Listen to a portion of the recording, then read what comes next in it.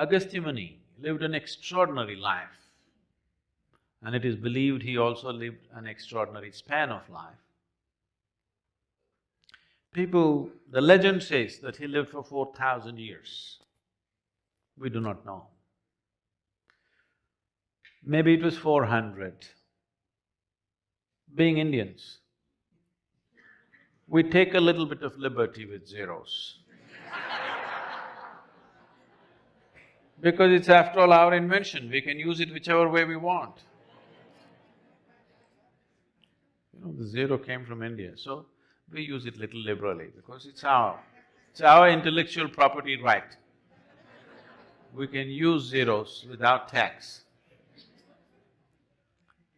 So we do not know exactly how many years, but looking at the travels that he did by foot, I've traveled much more than him, but I jet. He did it by foot. So, looking at the amount of travel he did, he definitely lived an extraordinary span of life. We don't know, it might have been 200 years, 300 years, 400 years, we do not know. But he lived an extraordinary span of life just looking at the distance he covered in his lifetime. If you go to the southern peninsula of India, Deccan Plateau as it is referred to, anywhere south of Vindhyachal if you go, almost every village you go to, people will say, Agastya Muni meditated here, Agastya Muni lived in this cave, Agastya Muni planted this tree. Endless number of stories like this. Because he did not spare a single human habitation. He went to every human habitation south of Himalayas and touched every human habitation and made spiritual process not as a teaching, not as a religion, not as some kind of philosophy, but just as a part of life. Simply as your mothers teach you how to get up in the morning and brush your teeth, like that spiritual process was taught. The remnants of that, even today, live in the culture, especially in the southern part of the country. In the north, a lot of it has been lost because north took all the beating of invasions from the outside.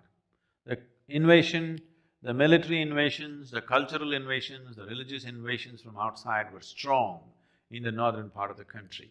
But they never usually came down beyond the Vindhyachal mountains. So south remained more protected just by the way the terrain was, the way the whole atmosphere was, because all three sides is ocean. There were no great navies invading, it was usually armies, so they did not come that far down south. So even today, you can see the remnants of this being practiced by common people unconsciously, not even knowing that it's a spiritual process. It's just a part of life. The way you stand, the way you do things, everything, the way you sit, everything has a spiritual basis, but being practiced unconsciously, not being practiced consciously. If I go to a village somewhere in South India, it is true in many parts of North India too. An illiterate person, a completely illiterate person, if I go there, he will not ask, I want a golden horse or something. He will say, Ayya enakku mukthi venungaya. He will say, I want ultimate liberation.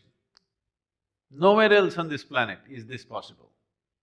A completely illiterate person who's never read any scripture, he's never heard any spiritual teaching in his life, nothing. But he knows, somewhere within himself, the culture has told him that he must seek for his ultimate liberation. That means he must seek for a dimension beyond his present existence, the way it is right now. This awareness got so deeply built into the culture that knowingly, unknowingly, people started seeking it. So today it has become too much unknowingly.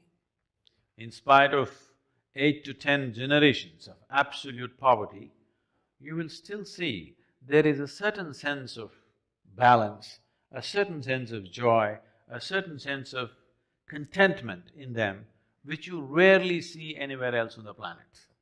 In spite of almost 10 generations of absolute deprivation on the material level,